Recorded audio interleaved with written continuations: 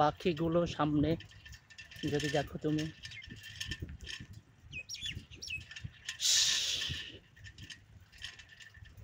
দেখতে পাচ্ছ চারিদিকে ধান কত,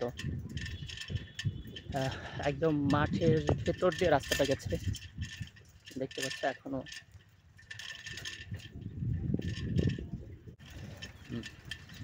পানি দেখতে পাচ্ছ চারিপাশে।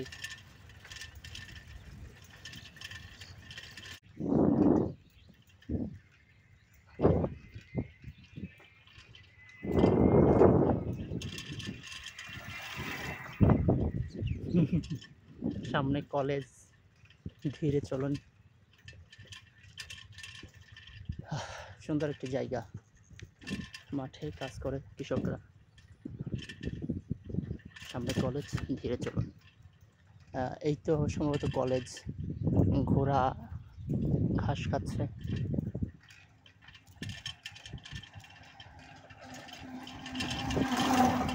হ্যাঁ, এটা সম্ভবত কলেজ।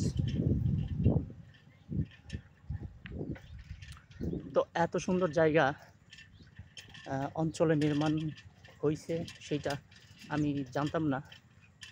খুবই গুরুত্বপূর্ণ একটি জায়গা, আমার ভালো লাগলো অনেকদিন পর দেখে। আমার মনে হচ্ছে এইখান দিয়ে, এই আমার সার্টিফিকেট, সরি,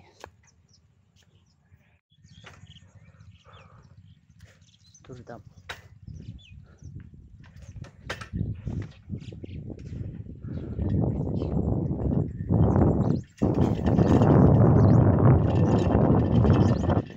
লাউয়ের মাচা,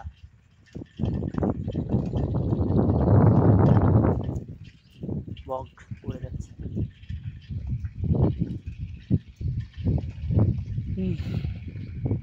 এইখান থেকে ঠিক দুইটা রাস্তা দুই দিকে গেছে, দুইটা গ্রামকে তারা চিহ্নিত করেছে এইখান থেকে, একটা মাঠের দিকে, একটা গ্রামের দিকে। আমরা গ্রামের দিকে যাব। ওকে,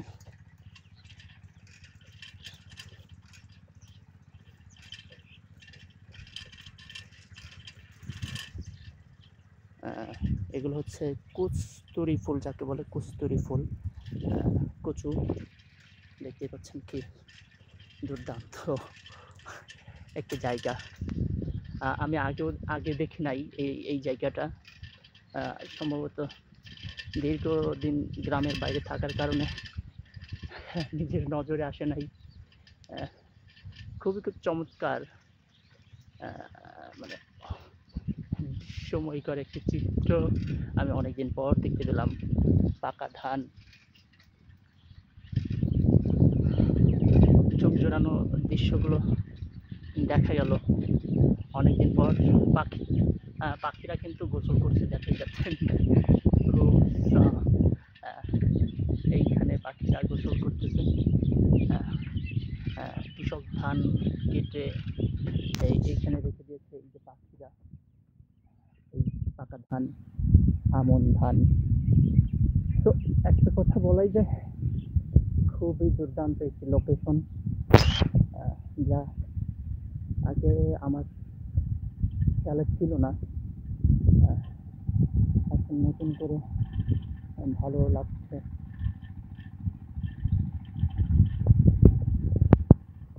পাকা ধান,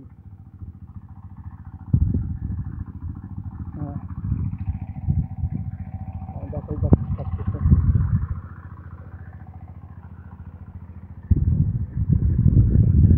গ্রামে ওই মাঠটা পর্যন্ত যাব, তারপর আবার চলে আসার চেষ্টা করবো। কিন্তু এইখানে একটি ঘোড়া ঘাস খাচ্ছে, ঠিক ওইখান পর্যন্ত আমি যাব, তারপর চলে আসবো।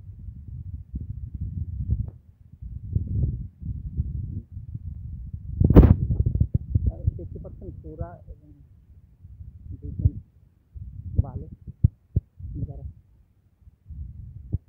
খেলা করছে। সময় হচ্ছে সময় বাংলা 10।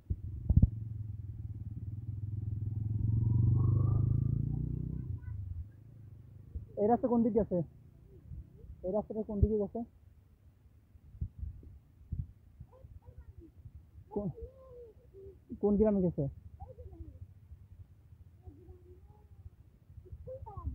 স্কুল পাড়ায়। গাগরাখালি গেছে? গাগরাখালি গেছে?